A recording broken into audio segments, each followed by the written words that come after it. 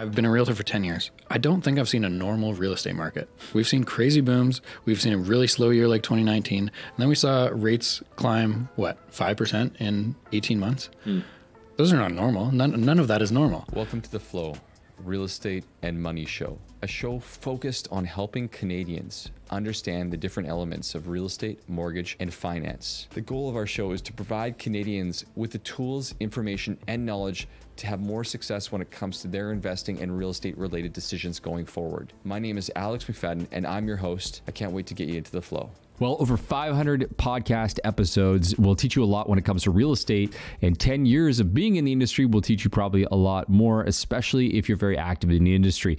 So I've got my good friend Denny Dumas back in the industry, a real estate agent out of the New Westminster and Port Moody area, Greater Vancouver, who him and his partner Jamie have run a successful real estate team for the better part of, since 2017. So 6 or 7 years, plus he's been in the industry for 10 years. Denny brings a wealth of information and a very different approach to his conversation. He's very thoughtful. He has good information, good data to help understand specifically what types of reactions and responses that he's seeing in the Greater Vancouver market so far in 2024 and what could happen in the remainder of the year. Stay tuned to this episode where he talks a little bit about specifically his biggest mistake, or at least some of his mistakes in real estate investing, and what he would have done differently if he had a chance to do it again.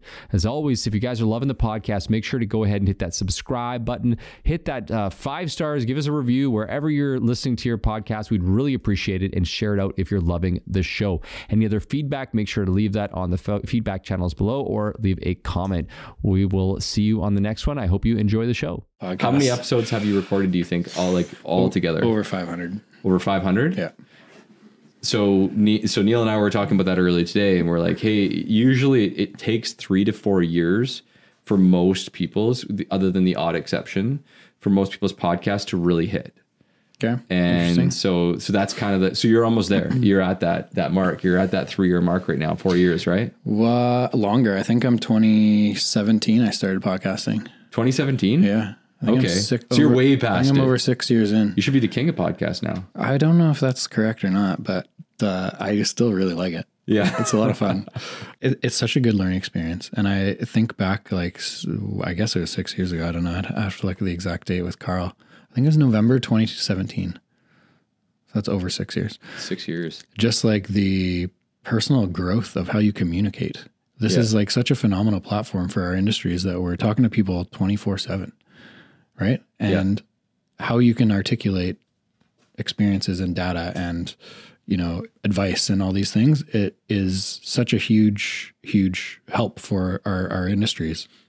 This one thing I heard, I think it was on a podcast, is communication's not what you say, it's how the other person hears you. And so I think about the whatever it is, 500 plus podcasts that I've hosted or been on, and like how much practice is that in order to communicate better with clients, with family, with friends, with business associates, whatever that may be.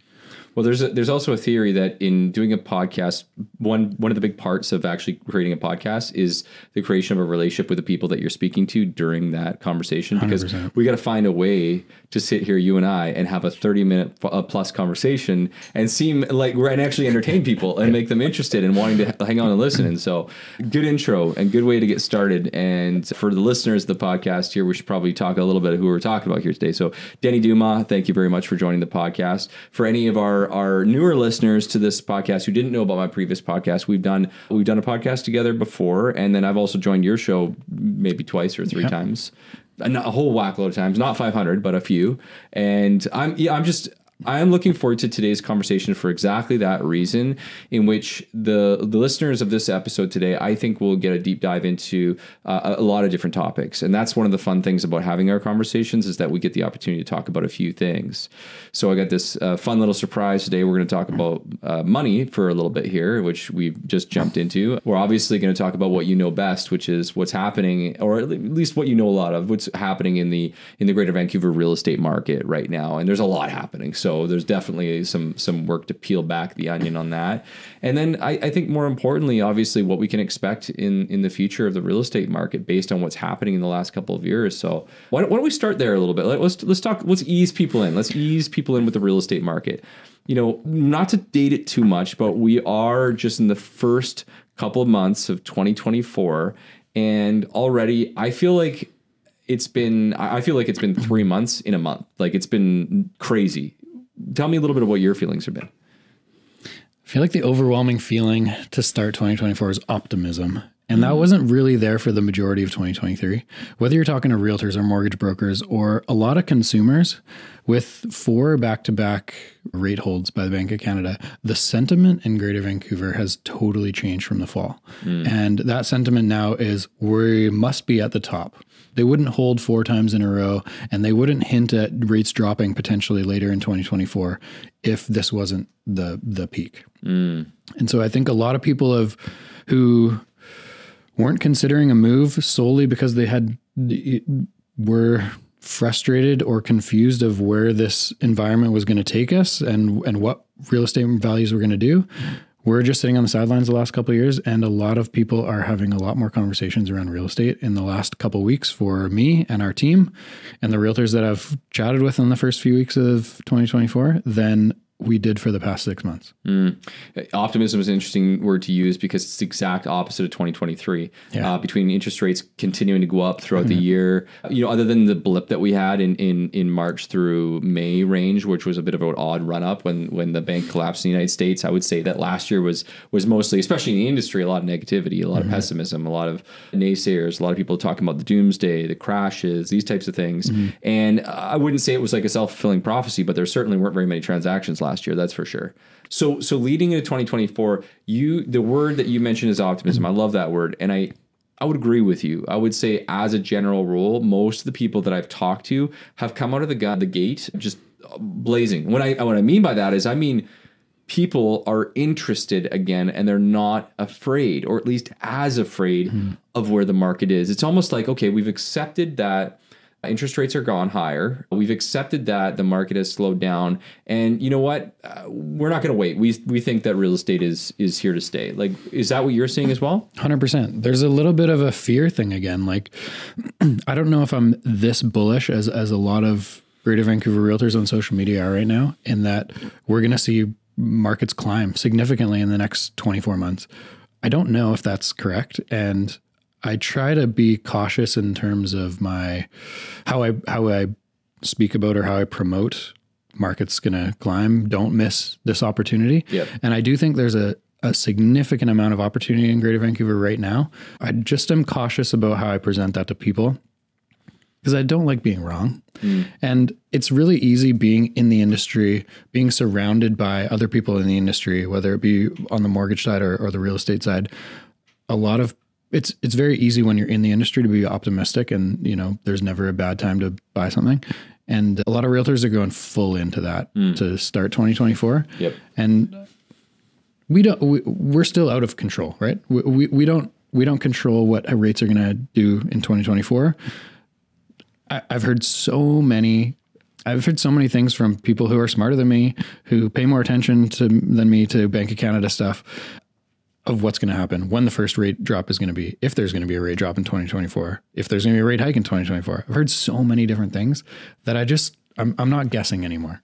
Right. I'm going to tell people what is currently going on. Yeah. And what the experts are saying in terms of where we see rates going in the next 24 months.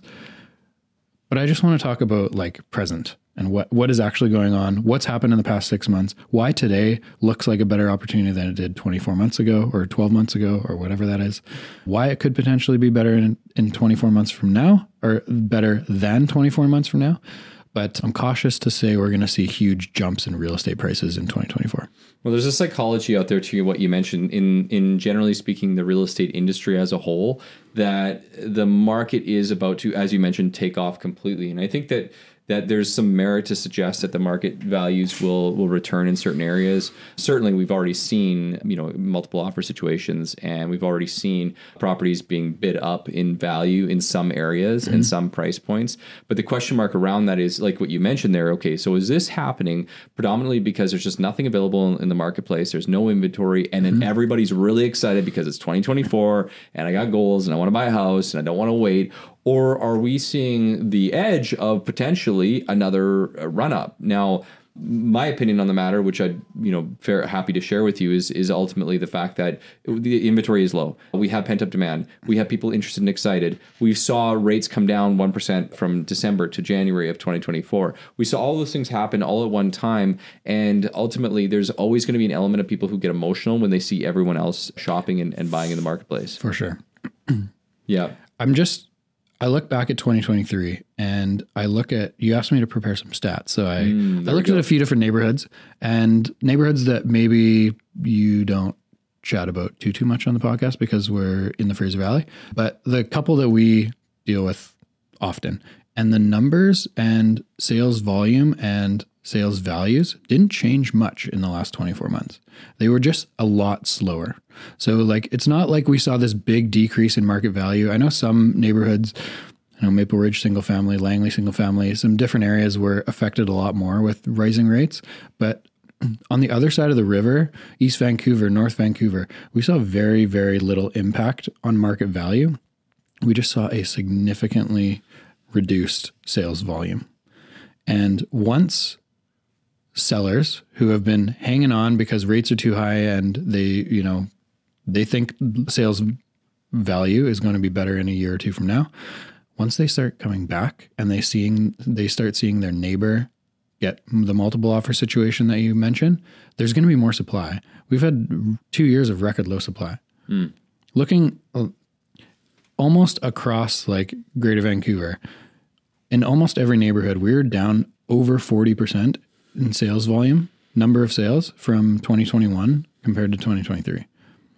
That notable. Is huge. Yeah. That's almost half the number of sales. Okay. So a transactional volume significantly down, sales volume significantly down, price points down for the most part? Very slightly. Like, depending on product type, look at Greater Vancouver as a whole. Let's go New Westminster, because that's an area that we deal in quite often. Overall, median sale price 2023 to 2022 down 1%, 1.5%. Right. From 2021 up 11%. So the peak of Greater Vancouver real estate market when rates started going up was March or April 2022. And so those first few months, we were seeing like huge, big sale numbers that we hadn't even seen in 2021. And that was a crazy year. But if you look at the median sale price of 2021 compared to 2023, New West overall up 11%. Since 2021. Comparing 2021 to 2023. Correct. So there's a psychology out there among the marketplaces. There's a huge psychology that, number one, property values are way down, which you clearly stated is not the case, with the exception of this subgroup of people who bought in 2022 in that market right there. And there's also this perception out there that everyone is over leveraged and, is unable to make their payments and has some concerns. Now, I will say there's a little bit of merit to that. And there's definitely some people out there who have, definitely felt the pain with the interest rates, the variable rates, as you and I talked about before. And certainly there's going to be some impact by people renewing and so forth. But what's interesting to note is that even though that is the case, aside from, say, a 6-month gap in time, property values have continued to basically beat expectations in the marketplace. So why now? Why is 2024? Why are people positive again? Why are we optimistic again? Why do people think it's such a great time right now compared to last year, when last year there was a level of decline? Last year there weren't multiple offers. There weren't those things happen. What's changed in the psychology? Greater Vancouver real estate continues to show its resiliency. And in super strange. I look at I've been a realtor for 10 years. I don't think I've seen a normal real estate market. We've seen crazy booms. We've seen a really slow year like 2019. And then we saw rates climb, 5% in 18 months? Those are not normal. None of that is normal. So what does a normal real estate market look like in Greater Vancouver? I guess we're going to find out in the next few years as rates like potentially start slowly coming down and maybe even out. I don't know what your guess is, but even out in the 4s somewhere, who knows? Well, I think a lot of consumers were brainwashed a bit by media outlets in the last 2 years that rates are climbing, the sky's going to fall. This is the bubble burst. We're going to see thousands and thousands of foreclosures. People are going to be losing their shirts and it's going to be chaos in the streets. And you look at the last 2 years and you're like, that was actually pretty normal. Like a lot of neighborhoods in Greater Vancouver were very minimally affected sales price wise. Going deeper into the Fraser Valley and other parts of BC saw much more drops in market values. But Greater Vancouver as a whole, East Vancouver, North Van, New West was surprisingly resilient. Port Moody, like these are places that saw single digit drops in market value. And I think a lot of consumers are just understanding that regardless of, a rate hike, regardless of policy changes throughout Greater Vancouver, regardless of foreign buyer bans and stress tests and all that stuff, is people want to live and invest and own real estate in Greater Vancouver. And that's not going away. Interesting.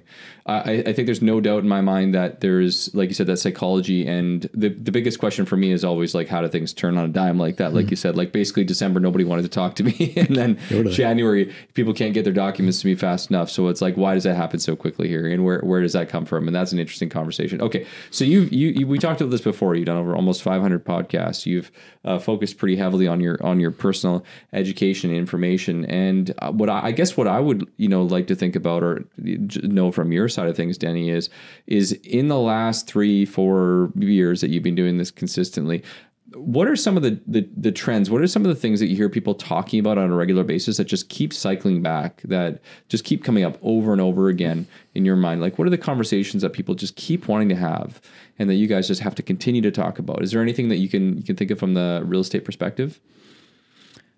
I'd say a big one that is happening a lot in the last few weeks now that maybe has gone away for 12 to 18 months is investing in real estate again, is refinancing current properties to either upsize or to add something to your portfolio. That's something that I love talking about because I have a lot of experience personally, but also with clients in investing and refinancing and encouraging them to keep assets and restructure mortgages so that you can pull out equity to upsize or whatever life goals you have. But that is something that I've probably talked about a dozen times in the last 3 weeks with different people. A lot of consumers don't fully understand how that process works or even that process is available. Last weekend, I was talking to someone who owns a percentage of a property. They bought it a bunch of years ago. They're talking about how it's gone up so much in value. They're looking to upsize to a single family home. And my first thing is, have you chatted with a mortgage person about like restructuring this mortgage, pulling out some equity and buying your house sooner than 2 or 3 years from now? Because that's kind of what their timeline was. Today, I think that single family home is going to be cheaper than it will be in 3 years. So that refinance might actually be a really good option to get you into the house sooner. And the response is that a thing? I can do that? And so I think just what I get a lot out of in this position and being very fortunate enough to have seen so many real estate transactions and have built good relationships with people like you in our industry that are super knowledgeable in different sides of it is just the education process with consumers. And most of our business is like 25 to 45 year olds. And a lot of these people are going from their first place to their second place, or, the condo that they bought with their spouse to adding a child to their family and upsizing to a house or townhouse or whatever that is.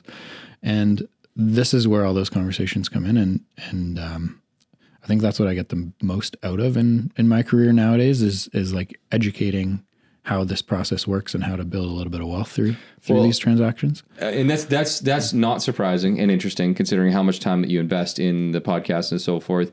To jump onto that conversation that you had and jump back on that trend, it's really interesting for me to hear that psychologically people are really interested in the investment conversation again, because it's not like real estate investing went away. Like there were still people buying properties for the purposes of, turning it into a rental or flipping or these types of things. Some of these trends go higher or lower, but I mean, you and I both know this. During the years 2021 and 2022, people were just buying second properties like they were going on a style. Like, let's go, refi, let's pull out some equity. But you're right. There was like a year of like zero, zilch, nothing. And I mean, I think theoretically it's kind of one of those things where people do what other people are doing. So you see a lot of people buying a condo or a pre-sale or an investment property or something like that. And like, oh, I got to go do the same sort of thing. Plus money was cheap and it was easy. 100%. It's like, 2%, I can go ahead and pull out $500,000 for $2,000 and I'm going to go take $100,000 and buy a second property, not really testing themselves to making sure they could keep those properties in a tough situation. But to your point, it's interesting because like right now, despite a higher rate environment, I'm also seeing the same sort of thing. People are asking me the question, like, Alex, you bought investment properties. You helped a lot of people buy these types of properties. Like, what can I do to make this happen right now? And it seems to me that there is a rejuvenation. Like there's a trend of people kind of getting back into this picture. Mind you, the biggest challenge, and I'd love to hear your feedback on this, appears to be quite simply with the high cost of borrowing, with the higher interest rates. It's like, okay, what do I even invest in now? And I need extra income to be able to do that. Are you seeing that as well? Or what are you seeing people do? I think it's a combination of rents skyrocketing or increasing dramatically over the last couple of years and the media blowing that up. Right? How many headlines have you seen that says like record high rates in Greater Vancouver, or record high rental rates in Greater Vancouver, vacancy numbers are all-time lows and all these different things. So I think that gets into people's heads a little bit. But you look at like the monthly costs that you're talking about. I remember at the low end, you'll probably have an exact number, but I remember seeing a number like every $100,000 that you borrow costs you $335 a month. Yeah, that was way. And today, that's in the low sixes probably. So every 100K costs you about $600 a month. About 550 to 600 range. So we're 45% more capital per month. That takes away your cash flow. The cash flow went from, on a normal 1-bedroom condo in Port Moody in New West, I can put 20% down and I can probably make $300 a month after paying strata, property tax, and my mortgage. And this time last year, or let's say halfway through last year, that number went to -$800 or $900. So investing in real estate got a lot less sexy. Yep. And then I think it's just the combination of optimism back in Greater Vancouver real estate, the assumption that rates are going to come down this year, the assumption that market values are going to climb this year. So getting it at a number, even if it's at a higher rate, with rents continuing to climb, could be a really good option for people. I think that's why these conversations are happening more often. You know what surprises me as well is the fact that there's a lot of people who are probably going to get burned by the pre-sales in certain areas. And I've seen some firsthand. And there's a ton of people who, quote unquote, I don't know if it got burned, but they exactly the same sort of thing as you mentioned. He bought these condos and now they went from cash flowing a couple $100 to being in the water, 500, 600. And you've got all these people trying to sell off these condos, yet these conversations are still happening. And what I've also noticed out of this is like, I think people almost have very short memories about the downsides and they're not actually playing it. Looking at the numbers or playing the scenarios. We had Mike Ponte on the podcast a few weeks ago, focuses on real estate investing. And he said the same thing. He's like, real estate investing never went away. Said that the interest in it went away because it was harder to cash flow. He's like, the biggest mistake that people make on a regular basis is they're not actually looking at the numbers. And that's the truth. That is really the truth. So it's interesting, like you said, to see those conversations coming back and happening all over again. My fear, of course, is people making decisions based on emotion versus actually logic and trying to say, okay, well, how does this make sense? And where does this make sense? So, but it is also good to note that people are actually interested in that. And that, to me, says that the real estate market is sexy again. That means, hey, we're on the precipice of people getting back in the water again. There's people looking at it again, and there's people thinking that it's confidence. It's just confidence at the end of the day, right? 100%. So let's move forward a little bit here. We were going to talk about, we didn't talk about, we just started the conversation. We're talking about money here for a minute. And so, Denny, you and I have had a few different podcasts, but listeners here haven't talked about it. You've talked just briefly about the fact that you own a few different properties. How many properties do you own right now, Denny? 5. You own 5 properties. Okay. And one in the US as well? 4 here and 1 in the US. Okay, awesome. And clearly, like, you haven't been, well, maybe this isn't the case, but it seems to me like you haven't necessarily been afraid to quote unquote pull the trigger on buying a property or buying an investment property. Is there anything that's changed in the last year that's changed how you think about either real estate investing or how you're dealing with your money? Has anything that's happened impacted that? 100%. I'm in the industry, so I understand, and I've been able to watch the industry grow in the lifetime that I've been in it. So I've been in it for 10 years. I remember single family homes in we keep saying New West, but let's keep using that example. New West were $550 to $600K when I started. I remember selling a house that was on the market for 4 or 5 months in New West on a busy street, but listed at $650. And it was a pretty nicely renovated, like, old home. Took a long time to sell. I think it'd eventually sell around $620. But like, that home today is $1.3. So real estate's more than doubled in my 10-year career. I would say every up and down, I try to, like, personally understand what I liked about my situation in that up and down period, what I didn't like about my situation in that up and down period. So what I didn't like in 2021 is that I only owned one thing. So I wanted to, when the next big run in Greater Vancouver real estate was, or happened, whether that's in 3 years, 4 years, 10 years, who knows, I wanted to be in a position where I took advantage of it more, that I had a couple rental properties, 3 rental, whatever that is. And I see a lift, or I see the effort and the time put into investing in real estate pay off. And I went a little bit hard in that next year. And then this next cycle of rates going up more than people anticipated, it burns a lot. And so I think moving forward, I'll be a lot more aware of cash flow, of maybe risk management a little bit. I have 3 variable mortgages right now, and they suck. each of them is no better than the next one.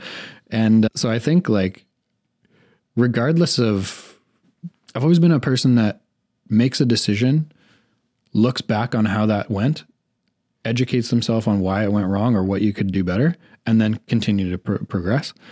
And it's the same thing with investing in real estate. I think, if I look back, did I make all the right decisions? No. But I think the next decision is going to be better. And I think moving forward, you just learn so much by continuing to look back at mistakes. And there's been a lot along the way. All right, well, let's talk about a mistake here. Give us an example of 1 or 2 mistakes that you've made in the last couple of years of using real estate as your investment tool that you would do differently. So 2022, summer of 2022, I saw rates climbing. I think there was a couple rate hikes. I can't remember the exact numbers. Maybe it went up 75 or 100 basis points in those few months. And I saw market values drop fairly significantly with what I thought overnight. And I thought this would be a really good time to refinance the portfolio and buy a house. The house that I bought, I would guess, came down 100, 150K in that little span. And my assumption was that rates wouldn't go too high. I remember I listened to our podcast that we did a year and a half ago. This was like that summer. And I think I said something like, I think it's going to settle out in like the high 4s, maybe get to 5. And now what's prime? 7.2. So I was a little bit off there.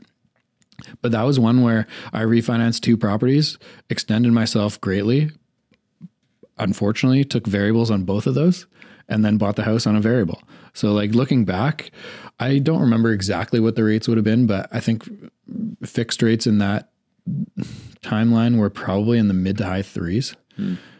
And so hindsight's 2020, but at the same time, my thought process wasn't, I didn't think 7.2 prime was going to be a reality. I thought prime would get to like the mid to high 5s. I think you were in the majority during that time. Yeah.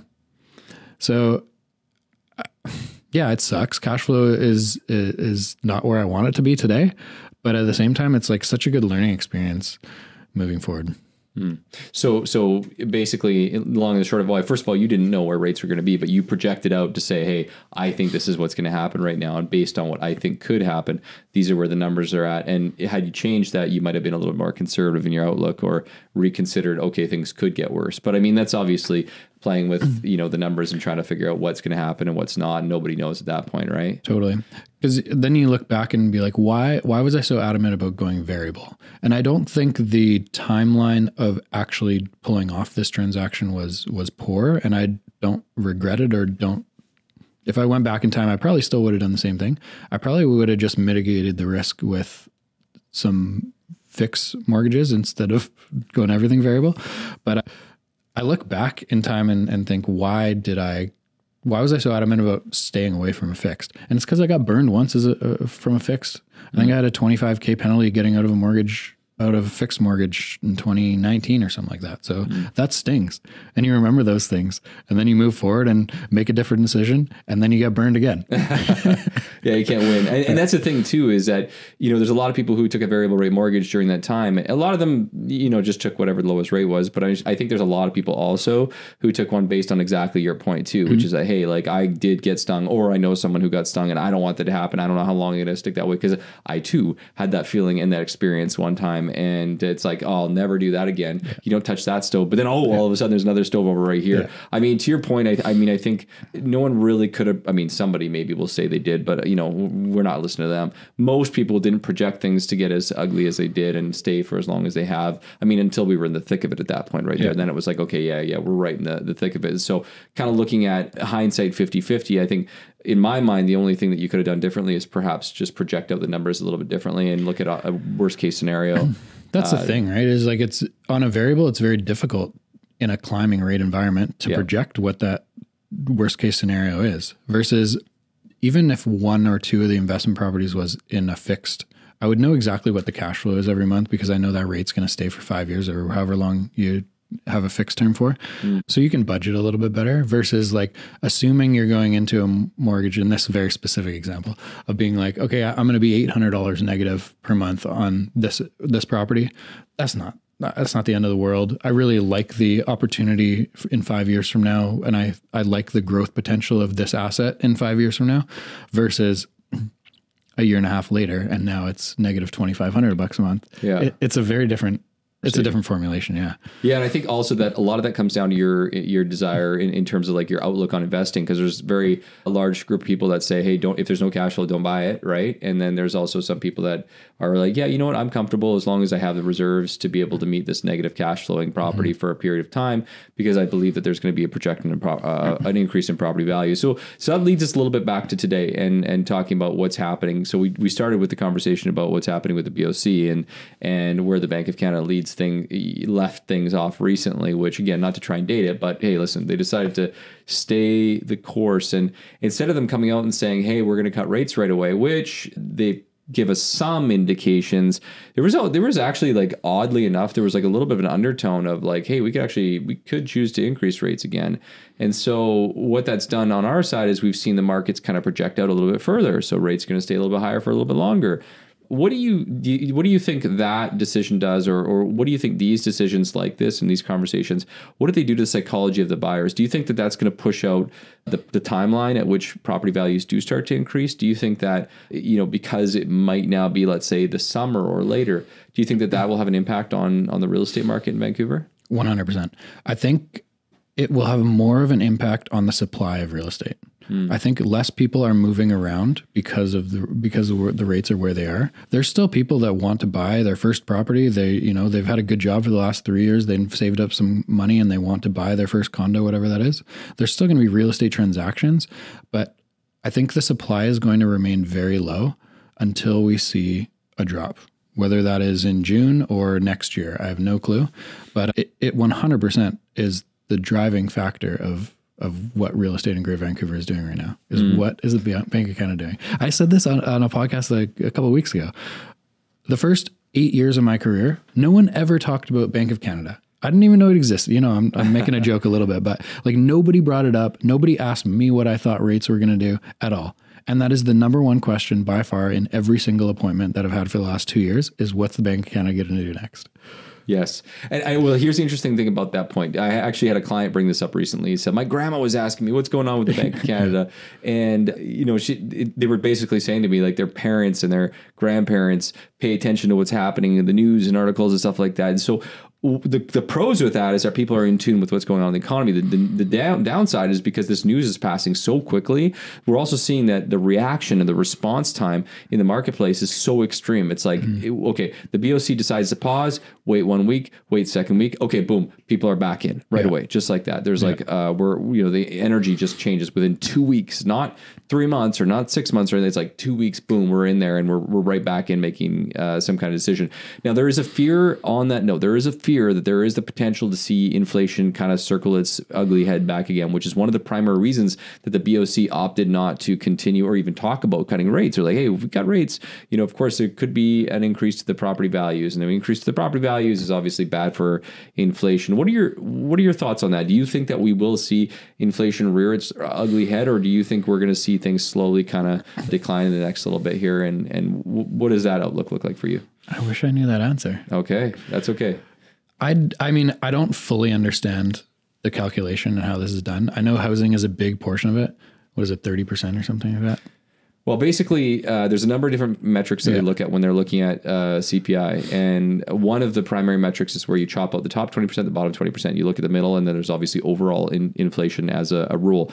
Now, there's an argument that has come out from much in the real estate industry to say, hey, well, you should cut out mortgage interest costs and rent because mortgage interest costs is also going up because rates are going up, and so is rent. But that argument would also have to be used if rates went down too. We have to cut it out. Sure. So I although it is a self-fulfilling prophecy, there is some concern that we get into this quote unquote, not to make this an economical conversation here, but like stagflation, where inflation is so ingrained in the economy that things just keep going and going and going and going. And I think that's one of the biggest and primary concerns in the marketplace. So with that all being said, to your point exactly, the biggest thing that a listener to this podcast or a consumer should be almost trying to understand is like, how do I almost stop thinking and worrying about that and focus predominantly on what my objective goals are? We know, historically speaking, property values increased over the last few years, despite everything that's going on. We know that there is more interest in the marketplace. We also know that there still is a lack of supply, and we know historically property values have gone up. We also know that rates will eventually come back down, and when those things happen, we also know that typically speaking, when rates come down, guess what? Property values grow. So the question I usually pose, and I think I'd love a rebuttal on all this stuff here, is it still does it still make sense for someone to buy based on looking at the economy, or should people say, no, I'm not even going to look at that, and I'm going to focus on my situation right now? I think it always has to be dependent on your situation. I think like if you're talking about specifically an investment property, you need to be aware of the cash flow situation. And if that monthly cash flow changes, you need to be able to float it a little bit. Yep. If you're pushing yourself to get into an investment property and you're okay with it being $500 a month, because that's what it is today. But if it went $1 more, you wouldn't be able to work with it, or it would put a lot of stress on your life. It's probably not the right move. Yes, real estate, I think, is a really good investment long-term. Yes, I think the next decade is going to be very rewarding for people who own real estate in Greater Vancouver. But the next 24 months is a coin flip, man. I have no clue. It's a wild card. It's interesting because you're the second person I've talked to today that does a lot of volume that doesn't want to predict the next 6 to 12 months. And the same sort of conversation, which is, yeah, all the signs are there. It looks like we could see valuations increase if things went according to plan. But there are so many reasons that may or may not even happen. So if you're buying, just buy because it's the right time for you and you don't want to rent anymore, right? I don't think, even if we see a rate drop or two this calendar year, I don't think we're seeing a 20% jump in real estate prices overnight. Yeah. I think it'll be kind of like a slow and steady progression of things getting busier, more supply coming to market, more buyers jumping back in. The rates are still higher. Like even if we have to see a 50 basis point drop, now variable is what? 6, and fixed rates might be around 5. So these are still a lot higher than they were a couple of years ago. And it's still very expensive to live and own real estate in Greater Vancouver. I think if you want a prediction, if we see 1 or 2 rate drops this year, I think we see a 5 to 10% increase in property value in Greater Vancouver. I don't think it's going crazy. But if those rate drops continue to happen in 2025, as we're going into a federal election, my guess is they don't want to be in a recession. 2025 could be a big year. I don't think I'm cautious to say we're going to see a big run in 2024, even though the feeling is it'll be a lot more active. There will be a lot more sales transactions. I'm pretty confident saying that compared to 2023. But are we seeing a big jump in market value? I don't think it's going to be significant. All right. There's a lot of people on YouTube and or the podcast that are going to be like, yes, I told you. He's right. He's absolutely right. But we'll wait and see what happens there. I don't know, man. All I know is that people call me the FOMO guy on YouTube. So we'll roll with it. And we've talked about that a few times. Apparently, I'm always pumping up the real estate market. We'll see. Anyways, I don't disagree with anything that you said right here. I think there's just so much going on. I think there's some limitations of what people can borrow as long as rates continue to stay high. There's no doubt that the lack of inventory has continued to propel the market such as it is right now, and high rents, although may come down a little bit with what's happened recently with the immigration, or not immigration, the students, and then of course some of the other short-term rentals being taken off the market and moved into long-term. I think all these things together will probably bode for rental rates not continuing to go up at these insane numbers, which lead back to the question mark for a lot of people of, okay, now do I make that transition? At what point do I make that transition?